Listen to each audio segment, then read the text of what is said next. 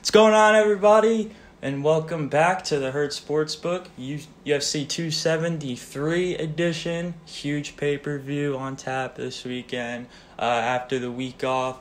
So, yep, we're recharged. We're ready to get back into it, ready to break this one down, help you become, of course, the most profitable MMA DFS better and MMA DFS player and better that you can be with this gargantuan pay-per-view here, both the prelims and the main card. Not short of any favorites whatsoever. We've got a ton of huge favorites on this card, and with that, the underdog picks, the genuine good underdog picks are going to be pretty far few in between. So we're going to be really looking out for that value this week, even, especially with how big this card is as well. That's going to be even more important than your typical average fight night and whatnot. And it's about damn time. It's about damn time. Let's get right into this. You can just take it right from the top with the featherweight title on the line between Alex Volkanovski, the reigning champ, and the challenger, the Korean zombie, Chan Sung Jun. And this is one of these fights I'm talking about. You just got a huge favorite. And, with our underdog spot, not the most appealing, obviously. I think the Korean zombie, he has the stuff. He has the tools to beat Alex Volkanovski for sure, Yeah. He has, ways to win, but, I mean...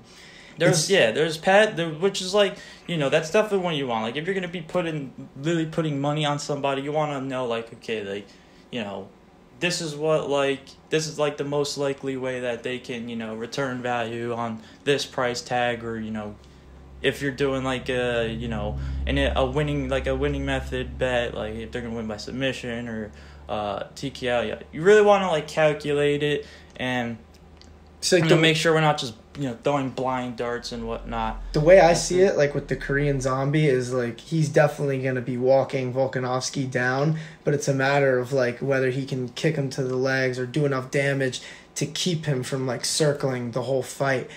And I think it's possible, but I don't know how likely it is. And plus the other thing is too, though, that Volkanovski has to be wary of is the Korean zombie does have one-shot knockout power, so he can't just blitz in completely random, and he doesn't do that anyway. That's the thing. But anybody can get caught. That's what I'm saying. So if there's any reason to think that the Korean zombie is a live dog, it would be if he can implement that strategy. Mm-hmm. And I mean, so how could you let's say this goes into the championship round, and the Korean zombie, he's down all three. If you're him, do you, are you taking note of this? You're okay, are you looking for the finish right then and there? Or are you trying to you want to put some more points on the board in the fourth round, and then I'm not sure, because I mean, he has the cardio to go all five. I know that. It's just a matter of what his game plan is going to be, because everybody, when you think of the Korean zombie, you think of these amazing banger fights, but he doesn't always use that game plan. He is a really good wrestler. He's good on the ground, in terms of his submission game. So, there's, it all depends, honestly, on, where he's going to take it. So, if, maybe if he's down the first 3 rounds, he might try and take Volkanovski down. But the thing is, he might try and do that from the get-go. And the thing is, too, that's worth noting is his camp is the Cejudo camp. Fight Ready, I think, in Arizona. I think it's called that. I know it's in Arizona, though. But, so, he's been working on his wrestling, at least. But I don't really know what his game plan is going to be. That's the thing. I have, a lot of faith in Volkanovski. That's, how I am. I think Volkanovski is right now number 2. You can argue, in my opinion, number 1, pound for pound, just because of how dominant he's been. He's only had 1 loss. I don't even think it was in the UFC. So, I don't know. I see the ways that the Korean zombie could win. There's game plans that could definitely work. I just think Volkanovski's too good. Yeah, exactly. Yeah, exactly. Like I just said, he has the tools for sure. You mentioned the crazy knockout power. He sleeps guys at featherweight. Volkanovski, he has power too, but usually his type of power is he drops guys and he has nice ground and pound, and he'll use that to get the finish. But the Korean Zombie, it's flash knockouts right away, which is impressive to me. Yeah. I don't think you see it. I think it goes all 5. Same here, honestly. Unanimous decision victory for Volk doesn't seem to, Yeah, I don't think he's going to finish the Zombie, but if he does, that'd be pretty impressive too, honestly. For 9,500 on DraftKings, we're going to get into all the other types of all the other 9K price of the 9K range, because you really need to hit on it this week, like I said before, even more so than I mean, me personally, prior weeks. You can go first. But yeah, so in Volk, unsurprisingly, he's the most expensive fighter on the card. See, I didn't like that just because of his style, but then the other side of me, I thought he's similarly to the Korean Zombie. People think of him as a striker, but he has good wrestling and he has great top pressure. I feel like Volk's wrestling always just goes so I mean, he out-wrestled Brian Ortega, who's one of the best jiu-jitsu guys on the planet in the UFC, or I should say in the UFC. Yeah, it's better than people give it credit for. I like his pressure because he's good at it's almost he uses the gravity of it to kind of press guys down almost into a stack guard, and because of that he's always just staying on top. He's not trying to out-grapple you, he's trying to get in a position where he can do damage. And I think that's actually a really good thing for MMA. I think it works.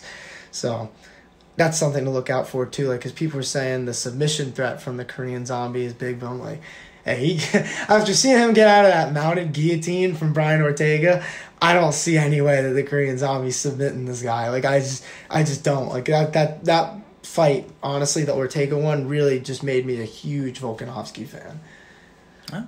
Fair enough. I mean, so that being said, not much else to really break down from this fight. I mean, I'll just say this, it's, for me, I don't know about you, but for me, it's a very high price for a non-guarantee of output and takedowns. It's possible that he can score a lot. I'm not saying that he won't, but he might not. And for 9,500, maybe you could put your money in other places. You know what I mean? Oh, for sure. Especially. We'll get to it. Honestly. Yeah, we'll get to it. I'm sure some people watching might even know who in particular we're talking about too. But like you said, there's a bunch of guys up top here, and the fight right before it, the co-main, not all that much different in terms of numbers and whatnot from the main event here, and that's of course the bantamweight championship on the line between Aljamain Sterling, the champ, and Piotr Jan, looking to get that title back after that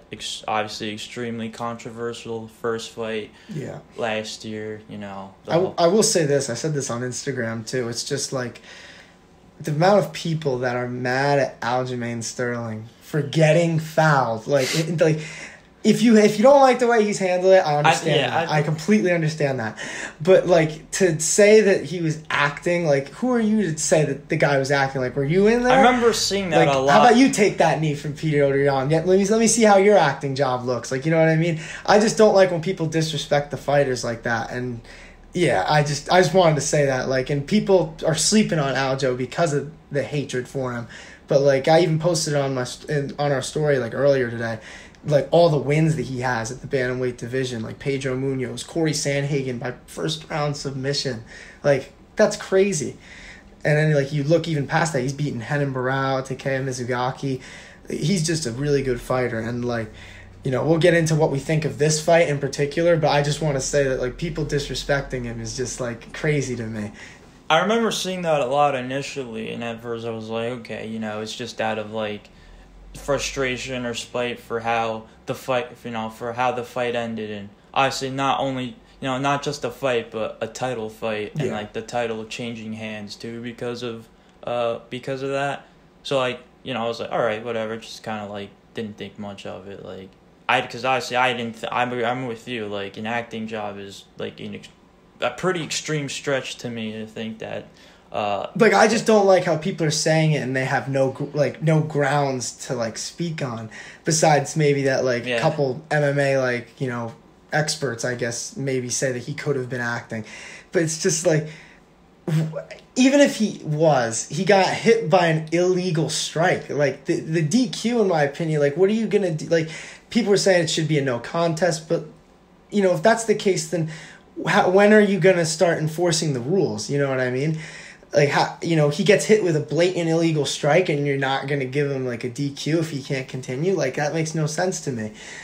I don't know. I don't like the disrespect to Aljo. That's the thing. Like, I've watched him earn the title shot that he got, and like the amount of people that forget just how good he actually is unbelievable to me. I'm gonna sound like such a hypocrite though when I pick Petr Yan. I'm like saying all this, I'm still picking Petr Yan, but like I'm not doing it from a biased perspective. No, exactly. Like, I get what you're doing. You just want to make sure that Aljo gets his due. Yeah. Like, I don't want people to think I'm just picking Yan for the reason why everybody else is picking Yan. You know what I mean? Like, I'm looking at it objectively. Yeah. Unfortunately, if we're going to talk about this fight in particular, I kind of a tough matchup. Yeah, I have a difficult time thinking Aljo's title reign doesn't end tomorrow, unfortunately. I think similarly to the first fight, the only way that he wins is if he can get it to the ground early and take his back. Exactly. I was just about to say. Honestly, I was gonna say like the most likely way, but it honestly might be the only way that Yan gets better as the fight goes on. That's the thing. Like, he's not gonna fade. He's only gonna get more and more like frustrating, and like he hits with so much like accuracy and power. That's the other thing. So like if Aljo's tired, he can get dropped. So I don't know. Like, and the other thing about Petr Yan is that people don't talk much about, like, similarly to Volkanovski, you don't really hear as much about his ground game, but he defended almost all the takedowns that Aljo shot. He got him down a bunch of times. So, like, while we're saying that the easiest path to victory for Aljo is to get him down early, that's much easier said than done. And I mean, I know Aljo is one of the best wrestlers in that division, and that's how he's gotten as far as he's gotten. Plus, like, that and his chaotic striking that usually gives a lot of people problems. But I don't know if you knew this, like, initially, or maybe if you would know it now, but Petr Yan landed 7 takedowns in that last fight. Yeah, I didn't know the stat. I knew he got a bunch, and I know he defended, like, I think Aljo shot 21, he defended like 19 or something. Yeah. Pretty much all of them were stuffed. That's unbelievable. It's just like... So that's, like, there you have it. Like, the other thing about Yan, too, is, like, I think his record is, like, 20-2. If you look at those 2 losses, one of them is to Aljamain Sterling in a fight that he was winning. And then the other one is to Magomedov, who's in Bellator, and he's a great bantamweight in his own right. But the thing is, I didn't know this until a couple days ago about this fight, but the scorecards of that fight are really, like, bizarre. So he lost by split decision, and, like, he technically deserved it because he headbutted him in round 5, and they took a point. But then apparently they took another point after the round, which I've never heard of. And then that's, I think, what made him lose by split decision, which I don't, like, that's weird to me. Like, so, and even despite that, it was by split decision. You know what I'm saying? So, like, if it weren't for the foul, I guess that means he would have won. I don't know. And that was a long time ago, too. That's the other thing. So, like, if you think about it, like, he hasn't really had, like, for certain loss. Like, there's no one who's beaten him from pillar to post. And that's interesting to me. Like, as someone who's as complete of a martial artist as he is, that's kind of scary. That's why, like, I pick him over Aljo in this fight. Just because, like, I don't see really many ways for Aljo to get this one done. Like, this guy's just so good. I mean, I will say though, for 6,900 on DK, which honestly, like, I think at least for, like, the upside. So I don't think, like, as far as, like, a floor goes for Aljo, like, a quote unquote safe play or a good cash game play. Aljo's not that, obviously. I think that goes without saying. Like, just as much as, like, he can win you a tournament, it's just as much as, like, he can sink your lineup. But for 6,900 for the wrestling upside, I think, like, if he does manage to take the bag of Petr Yan and just control, even just like a round, and then or if he delivers on what he's saying and gets a first round submission, like, that can get you a lot. But exactly, there is a lot of upside. I definitely agree with you there. Because it's more just like definitely a risk that you gotta wonder if you want to take. Because of that, and there's also the There's also the difference between both sides as far as a submission finish goes for Aljo, which I actually kind of found pretty interesting. On DraftKings, he's a plus 1,000 to win by submission. FanDuel, he's a plus 850. That's not a bad bet to just sprinkle money on. Like, I actually like that better than playing him in fantasy. Yeah, exactly.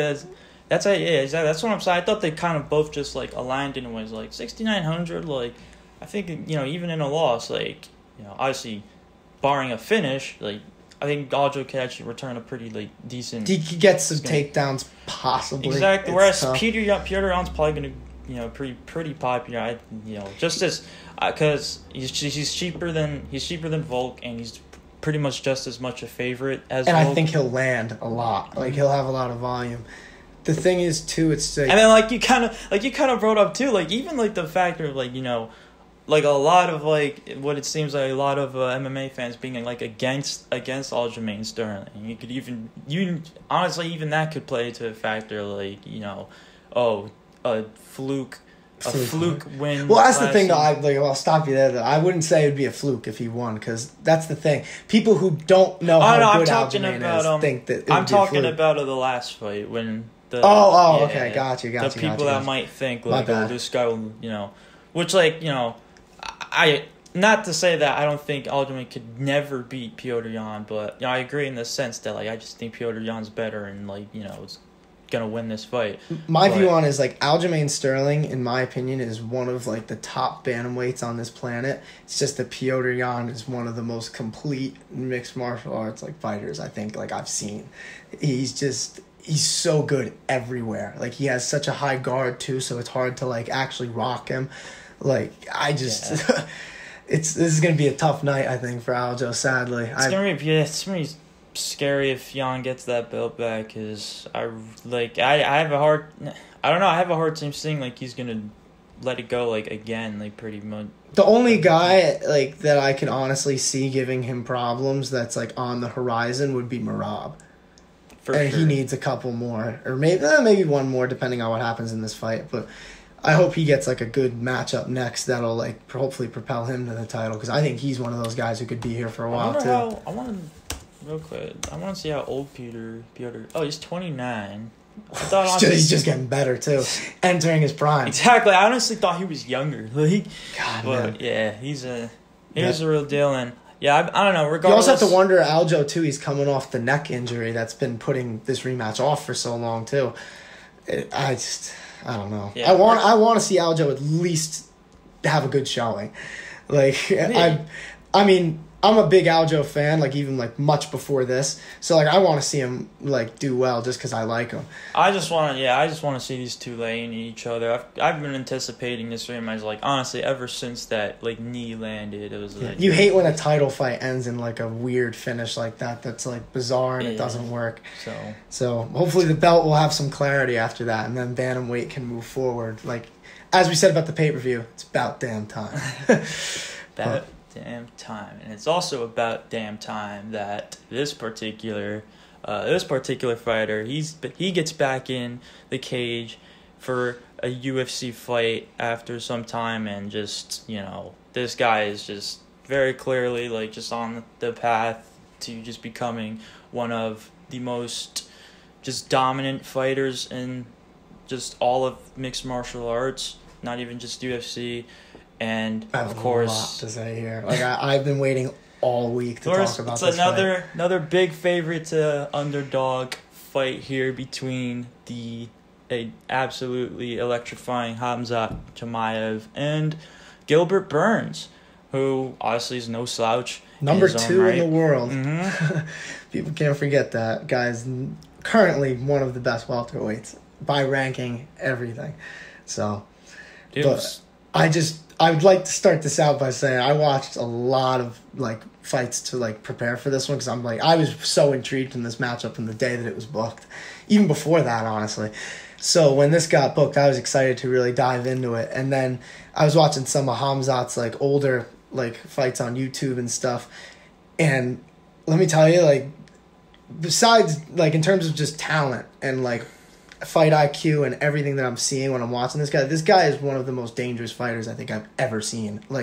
I don't know where he's weak. Like, there's nothing that I'm seeing that is, like, concerns me. I just don't, I don't see it. Like, there's nothing there. Like, even his striking, like, we haven't gotten to see much of it in the UFC, but I watched a knockout that he had in like one of the regional circuits, and he timed this uppercut so perfectly. And I was like, and then I watched a breakdown too of his fight versus Mearshart, and you watch that fight, and he takes the center immediately.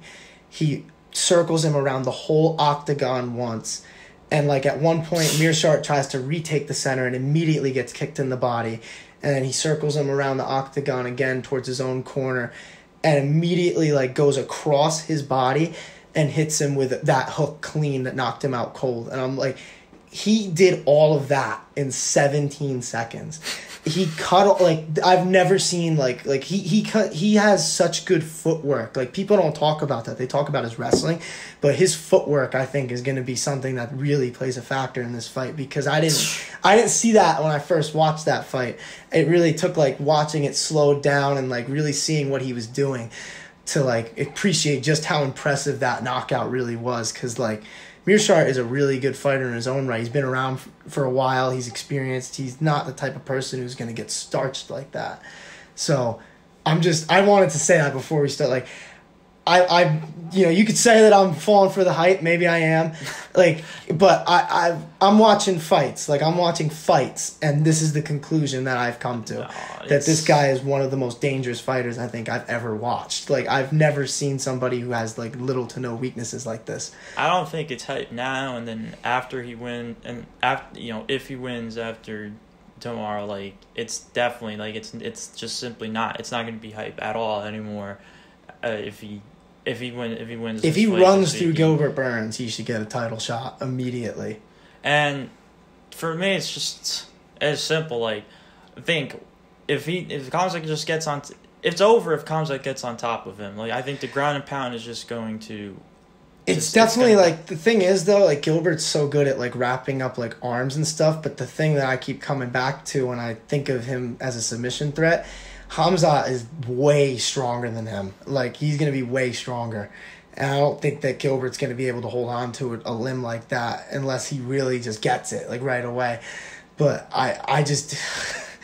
like I said, you can say I'm falling for some hype, but I've never seen anything like this guy. Check out how they step onto the scale.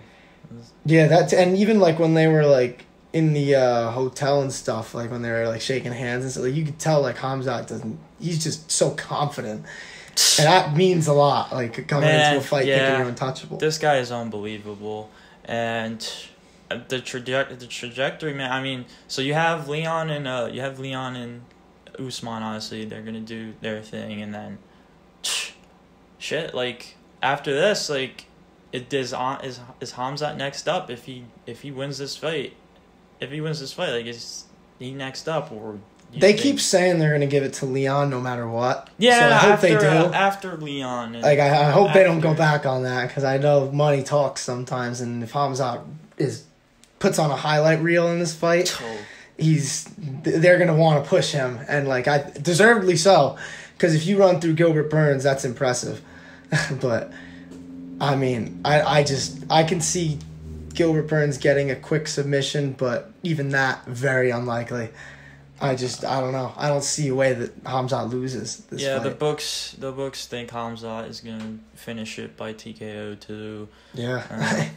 I think so too. I think it's possible that he could submit Gilbert. I'm not saying it's, like, more likely or unlikely, but, like, the thing is, in MMA, it's different than jiu-jitsu. Like, if he drops Gilbert and Gilbert's hurt and he jumps on his back, he can get a choke. Like, it's not like we've seen jiu-jitsu, like, studs get submitted before in the UFC. Like, it does happen.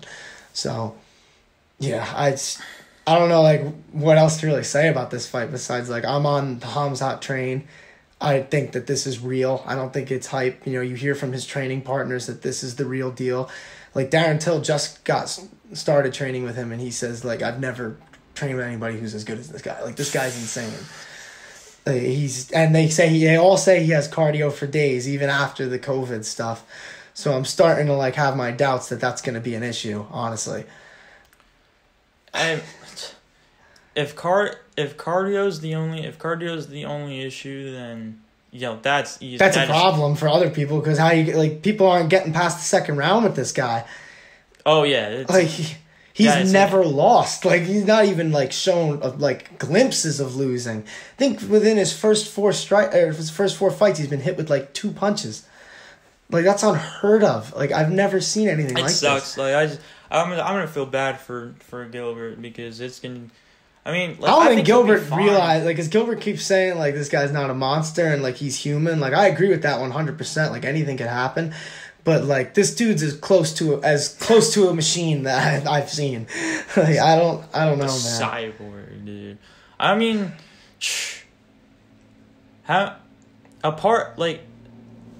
excluding champions, obviously, how many of these, anomalies, I guess, are there right now in UFC? You can just see, this guy or girl has future world champion written all over them. There's a few people who I have, I definitely think can do it, but Hamzat is the only one that I look at and I say, this guy, I have no doubts that he will be the champion at some point. Even if he can't beat Usman, he will get it, at some point. Honestly, if he doesn't beat Usman, I think he beats Adesanya just because of the styles. I don't... You think Adesanya's stopping that takedown? I don't. And that's why... And you see Adesanya, too. He keeps saying, he's fighting at 170. I'm not worried about him. He's worried about him. He knows he's there. Because if this dude keeps winning and just making the guys at 170 look like they're a joke, they're going to put him up against Adesanya at 185, and that's going to be a tough night for him, I think. The striking is where I'm intrigued, because I think he might be a better striker than Chimaev, but if Chimaev gets his hands on Izzy, I think that's a wrap. I don't even think, he might submit him, early, if they fought. And, I know that's high. I think the Gilbert fight is going to prove it.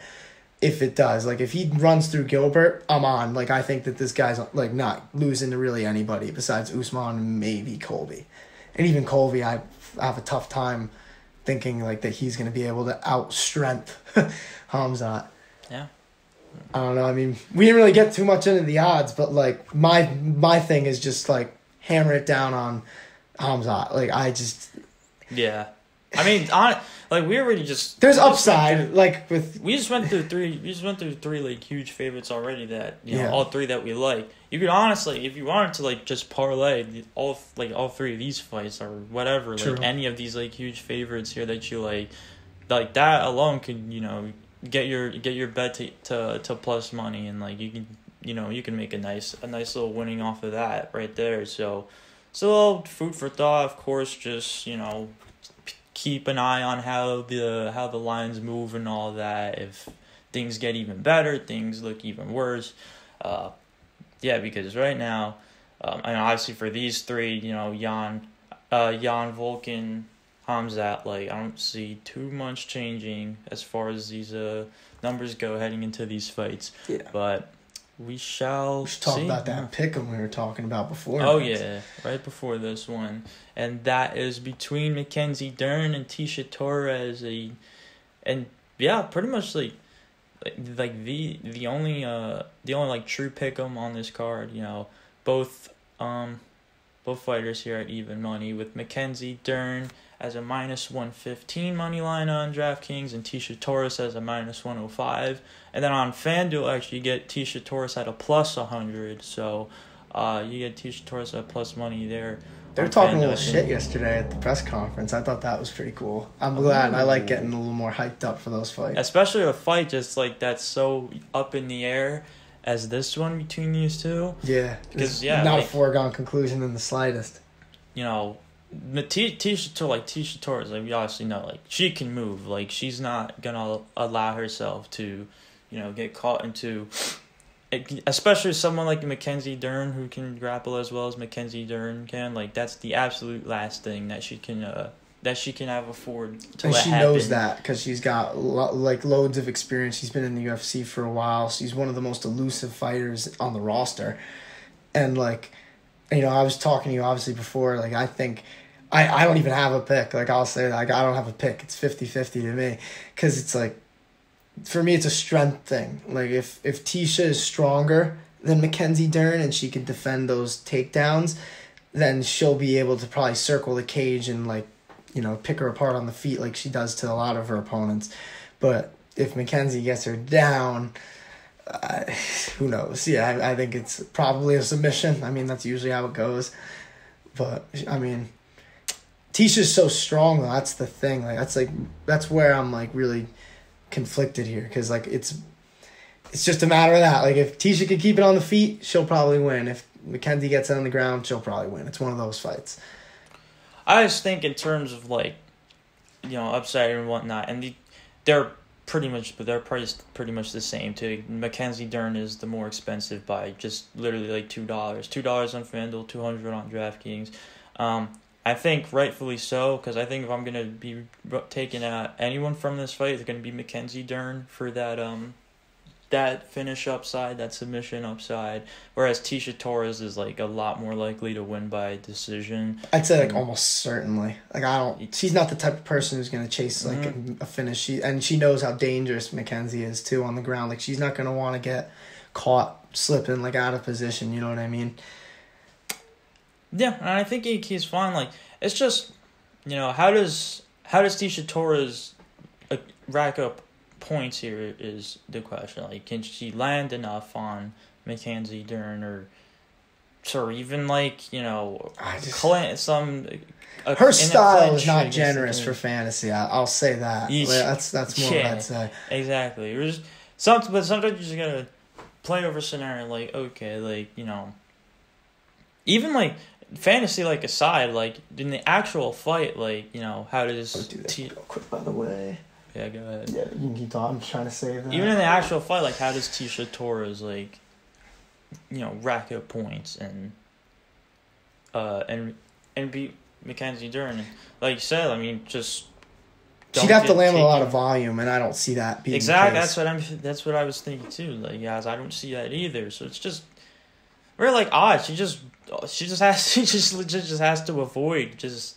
And it sucks because that's just the way you have to fight someone like Mackenzie Dern if you really want to win, unless like you really have faith like in your takedown defense. You know what I mean? It's just like I guess she's gonna either walk her down or you have to circle. Like it's one or the other. And I think she's gonna circle. I think she's gonna circle and just let Mackenzie Dern come forward. Yeah, and that's just how she fights. Though she's such a good counter striker, and like she did that against Angela Hill too, really well when they fought.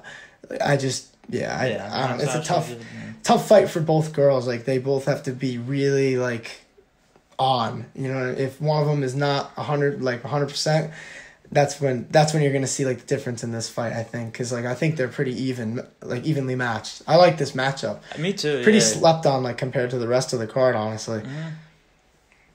But well, I mean, yeah, for obvious reasons. Obviously, you know, with this fight being as close as it is. And all the other fights, so, yeah, like I said, I think that Volk and Korean Zombie goes the distance, but I think that's more just, you know, way more in favor of Volk. This fight, like I think this fight also honestly goes the distance, but same here, honestly. I honestly like have faith in like Tisha Torres's experience and like submission defense and like overall strength. To, like, not get submitted, like, super quickly by, like, Mackenzie Dern if she does get taken down. Like, I have faith that she can, like, hold position enough to, like, either stand up at some point or just have to, like, if you have to ride out the round. So, I will say that, like, even for Mackenzie Dern's definitely more likely to get a finish, but I don't think that's, like, a foregone conclusion if she wins. Like, if she wins, it's possible it could just be from, like, top control, things like that, so... Yeah. Oh. Well, I believe we have, unless this is because I know this fight is stepping in for... Here, I'll go, because I don't know if this is where you're going to go with it, but I definitely know for a fact this is the opener of the main card. It's Vince Bichelle and Mark Madsen. Yeah, so that's where we're both heading.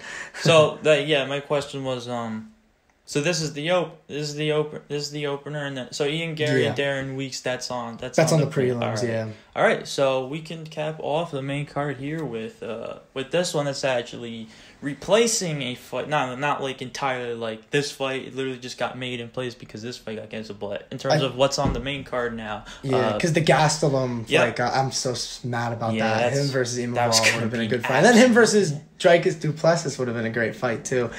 But it is what it is. Yeah, sometimes the MMA guys they gotta like temper things a little, like, all right, this card take it easy. This card's stacked enough, you guys are getting some of the best jiu-jitsu fighters on the planet. Two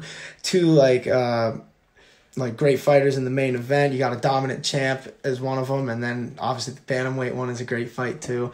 So MMA guys are like, wait a little bit.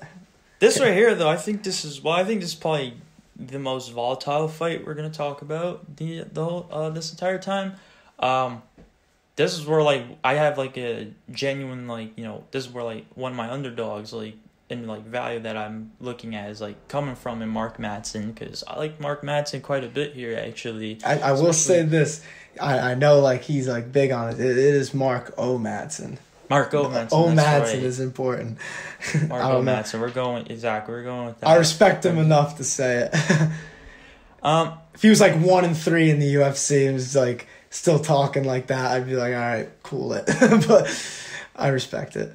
Well, yeah, I like Marco Madsen here, and I mean, like, I respect the Pichel's, straight, and that's why he's the favorite here, and why the public is like, liking him as much as like they do right now. Just kind of. He also hasn't had many losses. That's the other thing. Like, there's not too many people who have looked good against him, which is impressive.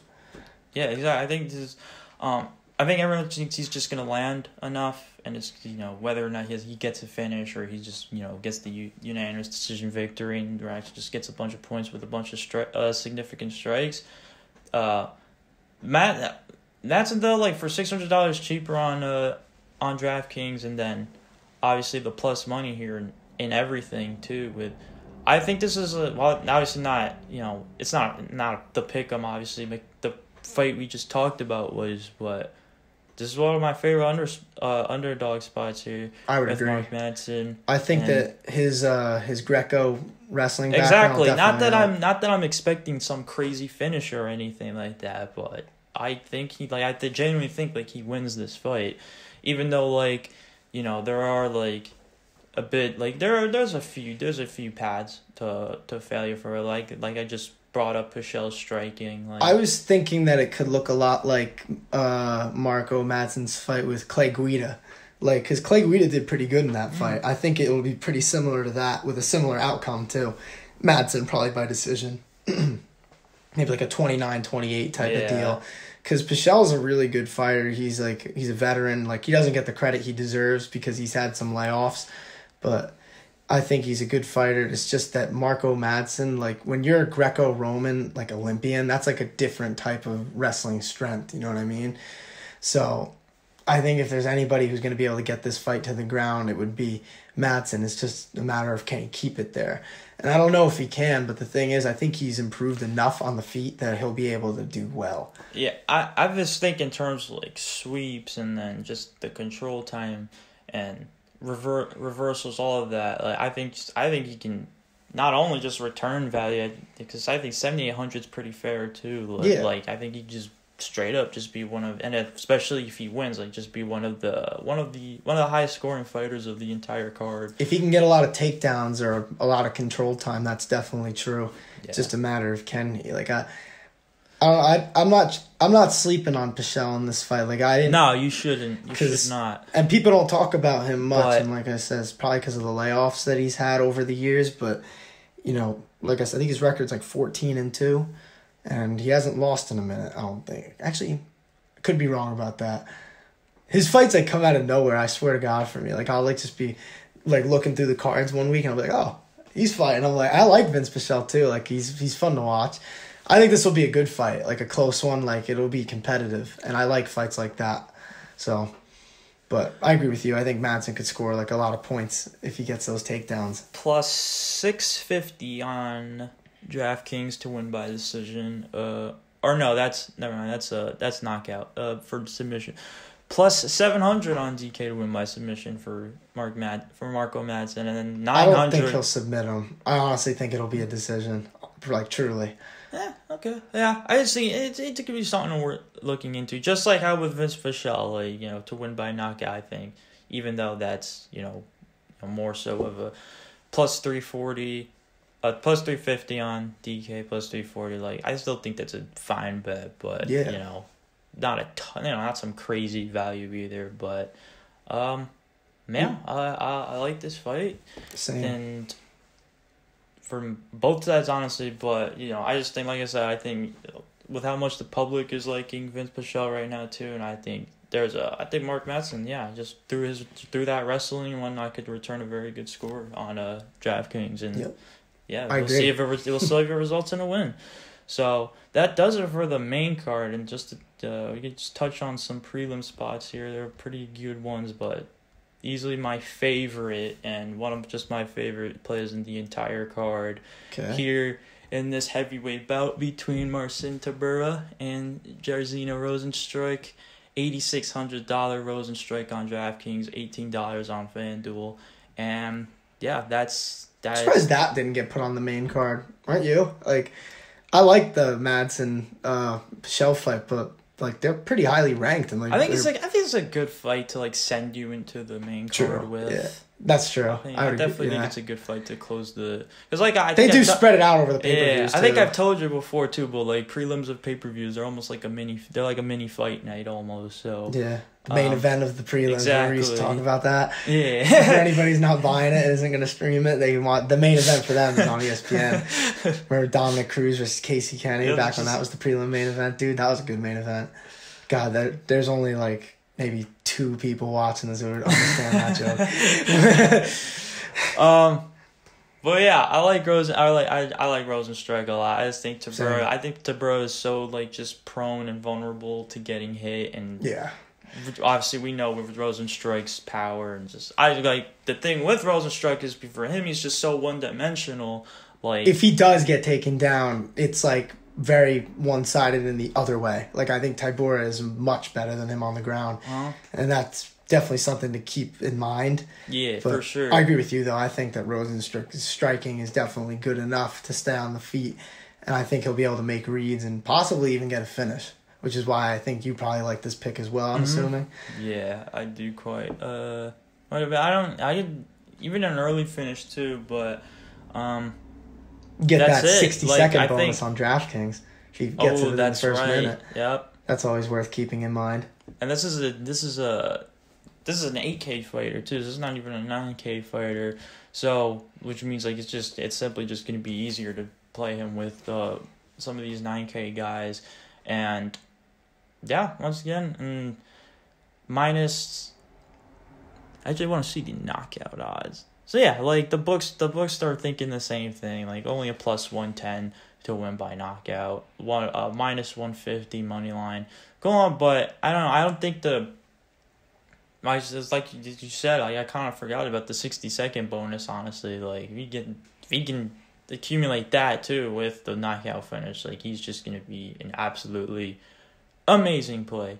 So that's it. Like you just avoid the wrestling and avoid the grappling, and Rozenstruik, she'll be just fine because I think that power is legit. I think he probably also has a speed advantage over Tybura on the feet too, which will help like when Tybura tries to level change. So I think that I agree with you. I think that Rozenstruik would be a good pick just because like I think I could see him getting a knockout win. Like that's how I would think that he would win this fight if he does. Mm-hmm. And then one of my favorite fights of the entire probably my favorite fight of the entire prelims, honestly. Like I got once I was actually like looking into this and like researching a little bit for it, I was like, oh, like okay, like there's something to follow here, because between Mickey Gall and Mike Mallet, yes, obviously we have Mickey Gall on one end, who's been finished once in his UFC career to Diego Sanchez, and now wild. That is pretty. I was back when Diego was like he was still doing well. I mean, he still is doing well. I mean, he did good against Kevin Lee in Eagle FC. And but the reason I bring that up is because you have Mallet saying that he's going to finish Mickey Gall, and that, that's a pretty hard. It's a pretty tough task to give yourself for against the guy that has been finished once. He's fought the likes of Randy Brown, Sage Northcutt, CM Punk. You did fight CM Punk. That's a win. Was CM Punk's like second fight, I think? No, it was his debut. It was his debut. They gave him Mickey Gall for his debut. That's harsh, man. I mean, then again, he was only like 3-0 or 2-0 when that happened, but that was Alex Morona. Alex Morona sort of thing about who hasn't even finished Mickey Gall. Like, yeah, that was like someone I figured like Alex Morona did good against him, but even he, like you said, he couldn't even finish him. Exactly. Mickey Gall's fought some dudes, and Mike Perry. How could I forget Mike Platinum Perry? Yeah. Mike Perry beat him pretty easy. But I think that Mike Malek, if he wins this fight, it'll be early and it'll be by a finish. But like, the thing is, I want to say this. Like, I think that Malek will end up being like a good fight. Like, I think he'll be pretty good and around for a while. Obviously it's way too early to start saying like how high he'll get, but Mickey Gall, though, I think his experience just fighting those guys, like you mentioned, will play like a big part in this fight, and I think that he'll be able to drag the fight out and maybe. Like, I don't think he'll finish Michael Mallet, right? It's Mike Mallet? Mike Mallet. All right, but I think that he'll be able to grind out a decision against him, and he's getting better and better every fight, too. Like, I think his striking has improved a lot. I think it was tough to tell in the fight with Morono, just because I think Morono is, like, a really good fighter in his own right, and he's a really good striker along with that, which is great. Morono's one of those people that isn't talked about enough, I will say that, but... Back to Mickey Gall, though, I think the experience and just him just getting better and better every fight, I think that he'll get this one done, honestly. What are some of the numbers for it, though? Yeah, and, like, just...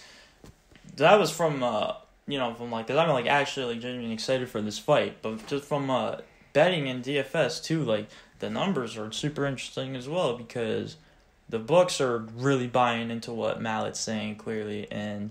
They're going DraftKings. They're giving him an $8,800 price tag compared to Mickey Gall $74, and then on FanDuel it's a $10 difference, 20 and 10 between the two. Whereas the money line odds, you have Mickey Gall as just a plus 150, and then Mallet as a minus 170. So it's not even that widespread. Like this is almost a pick'em as well, and it's just. Mickey Gall submission.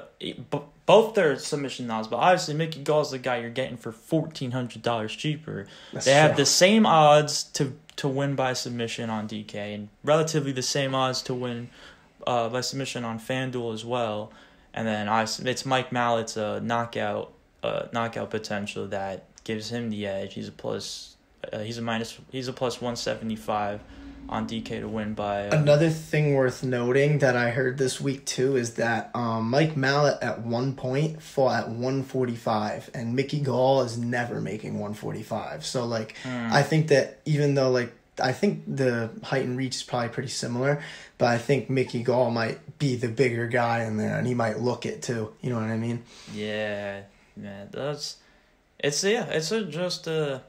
I think that I understand... Why, man? And not to say that I agree with Mike Mallet being the favorite, and I think that is how it should be. He's had an impressive career so far, and that's why I think he'll still be around even if he loses this fight. The pricing difference just seems a bit extreme for me, and right. I just think like that's only because like the books like think that he's gonna get the knockout and. He says he's going to do it. Mickey, like even though like he's not the best striker, but I think he's improved enough that he'll be able to get past it. I think this will be like one of those like types of fights. It'll be like a bump in the road for Mallet. Like I really think he'll be. Because like I could see going like even if he doesn't get knocked out, I could still see him like the Mike Perry fight, like just getting just a bunch of shots landed on and essentially just leading to a unanimous decision, which I can see happening too, but one of those shots like if he's gonna keep landing, if Mallet's gonna keep landing and whatnot, and they're effective enough, like it's it'll probably be good enough to put Mickey Gall away, whether by knockout, TKO, or whatever the case may be. But yeah, definitely fight I'm gonna be having my eyes on for sure. Yeah, I'm intrigued by that. I like Mickey Gall, so I hope he can get a win. But yeah, and the last fight that I really wanted to touch on and talk about on the prelims here, that being between the up-and-coming Ian Gary taking on Darian Weeks in this. Okay, never mind. I just thought it said so. All right, but yeah, the up and coming Darren Weeks. I believe it was his UFC debut, his last fight against, I believe his name was Jordan Griffin. Jordan Griffin. Yeah, Jordan Griffin. And yeah, we've talked about it already before. It was a pretty, not the most exciting or encouraging debut you want to see from someone as like great touted. Finish. Yeah, but... great comeback for sure. Don't want to take that away from him, but like this, Jordan Griffin. This guy's not, this guy's one of these guys that's like, meant to like make somebody look good. And like it is take like a tailor-made matchup, like that's what it is, like exactly. And this Jordan Griffin, like he actually like put up like a pretty good showing. Like he was landing and like looking like he had Gary hurt before Gary like would come back and honestly get the finish to win. But I don't want to completely harp on that and just be like, oh, like Ethan Gary, like terrible play at 9-2 or whatnot, yada yada. But Darren Weeks, I think, is clearly a step up in competition, and I think is it worth like taking like not by too much though. Like I could tell they're trying to push him slower, and they should because he's not even close to ready for those guys. I think it's at least good. That's like it's still a step up because sometimes I feel like some of these like newer guys like, they'll be given a fight and then they're just like we talk about it too, like they're just they're thrusted right into like given that push right away. They're given like these top guys and all of that, or just someone like way better than the last guy they fought. Where like compared to something like this, we're like gradually bringing on Ian Gary, and just really seeing what he's all about and what's his spot in he's a really good counter striker. He just needs to not get walked down as easily. And like that's what I'm saying. Like I'm not sold on him at all. Like I wasn't impressed by that first fight. Yeah. Besides the finish. Like I could tell by that finish that he has great counter striking, and I know he was good before in the regional circuits obviously too. But I will say this too, he trains at Sanford MMA, which is a great gym. So he's training with the best guys and he's going to be getting a lot better. So hopefully he does look a lot better in this fight, because if we're judging by his first UFC fight, I don't want to see him pushed at all toward even like those bigger steps up in competition, because like as of right now, I don't really even see him doing too well like against some of like those like mid-tier welterweights, like who are just guys who are like, win some, lose some. He's very green. I'll say that. Like he has the potential to do good things, but I think he's got to do some work to get there. And he's still young, so I'm not saying that he won't. I'm just saying, judging by the first UFC fight, he might have a long way to go. Yeah, perhaps. And the knockout clouds everybody's vision of that, though. That's the thing. Like, because on paper, he got a first-round knockout. But when you watch the fight, that's the thing. You can't just judge it off of what you're reading on, like, Tapology. And I think Weeks is, like, at least taking, like, some sort of, like, shot on. Like, it's a long shot for sure. But yeah, I think it's tailor-made, because, like, Weeks is going to come forward and hope... I mean, UFC's probably hoping that he's going to get cracked with the counter shots. Sadly for him. Mm. I don't know. I'm not. The other thing is too, like, I'm not even like a huge Ian Gary fan, as it is. Like, he's not like Patty, who's just like doing his own thing. Like, he's just pretty much just copycatting the way that McGregor did it, and I don't like when anybody does that. That's not a shot at him per se. It's just anybody. So, yeah. I mean, we'll see what happens with that fight. I think that price is a little high, honestly. Yeah, 92, especially, like, he's not even as much a favorite as a Hamzat. Nor should he be. And these guys are literally right there with him as far as the price tag goes. I want to look at some guys that are even cheaper than him that are even favored, but... Oh, we have Julio Arce, but that's the, Julio Arce... I mean, I guess we can transition... Just use that as a transition right into just some other prelim spots to highlight real quick.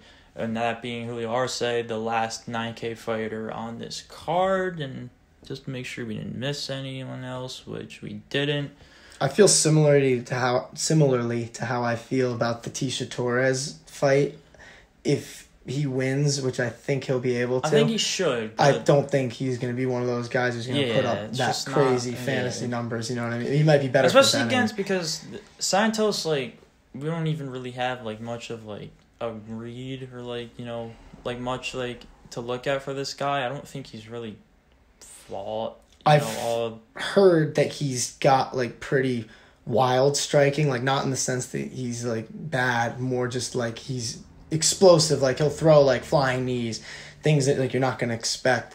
But I also heard that he's been out for a couple years, and against a guy like Arce, and this being like his UFC debut, I don't see it going too well, because Arce he's experienced in the UFC.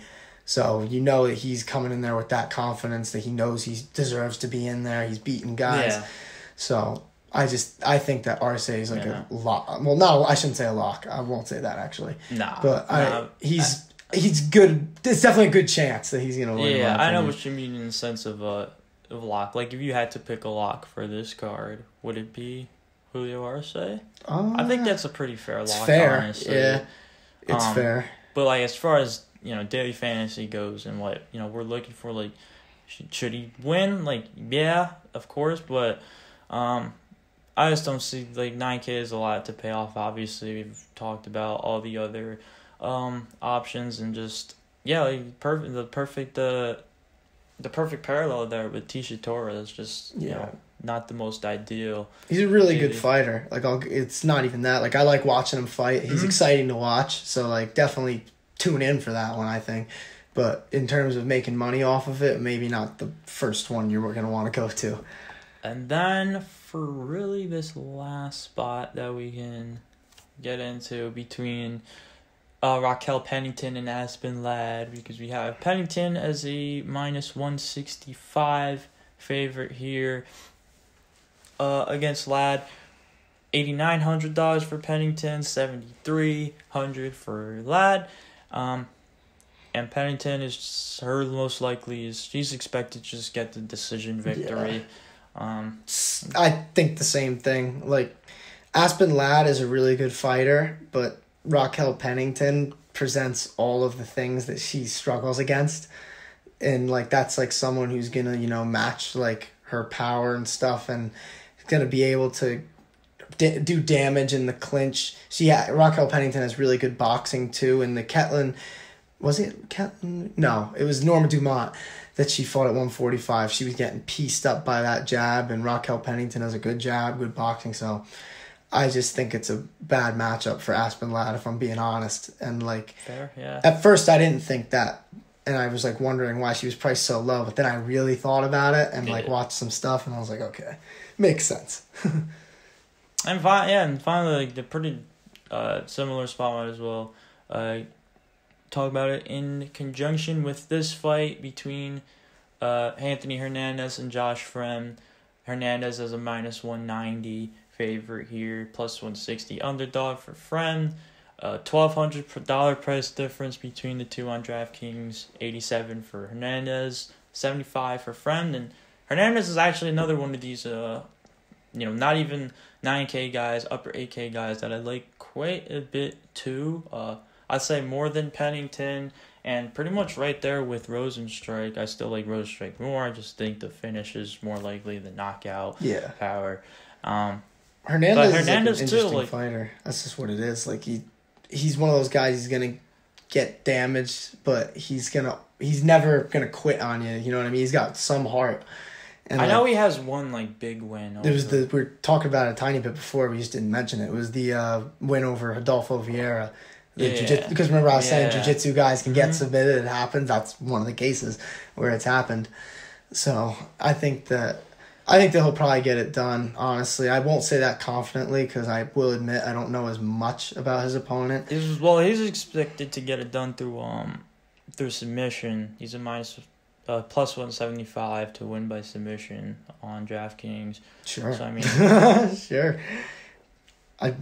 Speaking of submission, I guess Alexei Oleinik versus Jared Vander. That's on this card. Isn't it? That's right. It is. That's a pretty good fight. I don't know what the numbers are at all, but I'm just looking forward to that I just want Alexei Oleinik to get his 60th win. The guy's been like, he's been put up against all these killers, and like he's finally up against a guy that I think he's gonna be able to get it against. Yeah, I mean Vander's not very good, not very good either, but. Well, Oleinik's good. It's just they've been putting him up against all these like good fighters, like elite guys. Like, you know what I mean? Yeah, guys who are faster, younger. Oleinik's not getting any younger either. So like, you know, I don't really know what the I guess like if Alexei Oleinik wants to fight, then he just gets a fight.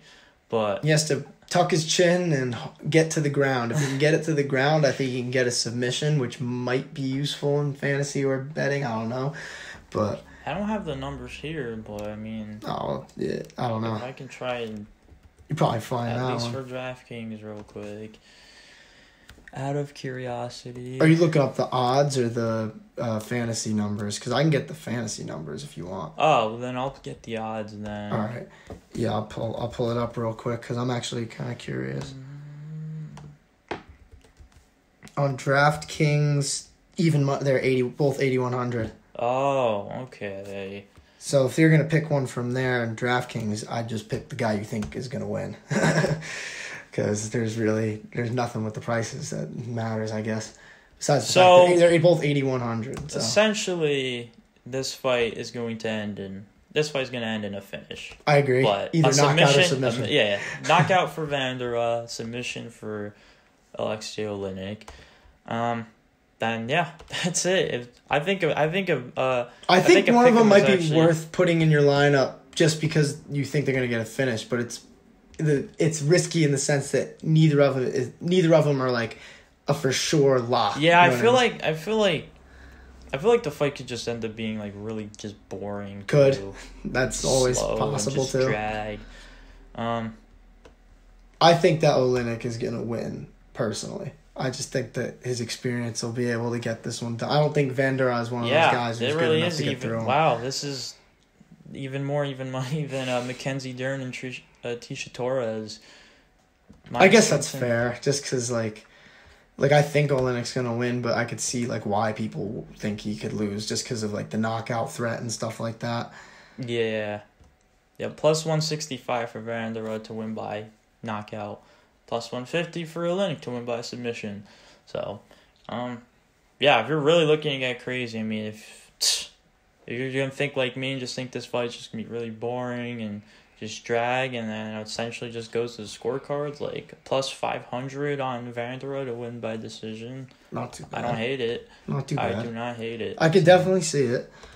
Personally, though, I feel like if Vander wins, it's going to be by starching Alexei Oleinik, sadly. Listen, the books agree with you, and I guess to really just bring it on. I think the only other fight is Rodriguez versus Kay Hansen, and that's it. There was one. I don't think there's another one, unless I'm wrong. Yeah, that is the last fight here. Ironically, I think that might be the first fight of the night too. So we might have came actually and ending it in the order. I believe that's actually RSA and Santos. Really? Ooh, I like that actually. Looks like this is actually the second to last fight on the card, and You mean second fight? Oh yeah, second that was the second last fight. God. It's as far as price tags go, I mean Rodriguez 83, Kay Hansen 79.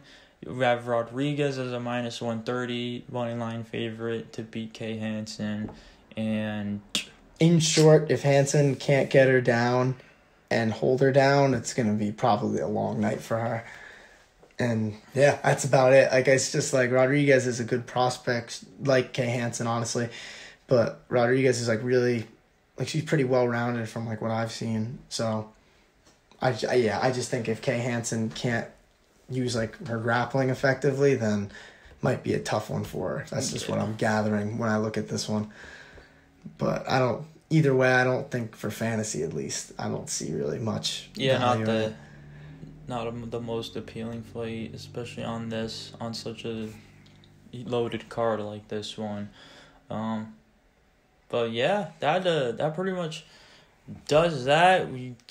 Pretty much all the favorites and whatnot as well as far as like just general strategy goes and like lineup construction, I think that's just gonna be very like even just like not to keep harping on like what's gonna be even more important than like prior cards and whatnot, but like in terms of just like roster construction and like how like what strategy you want to take. Like, do you want multiple 9K guys? Are you going with just because I think you easily need one. You might honestly even need two.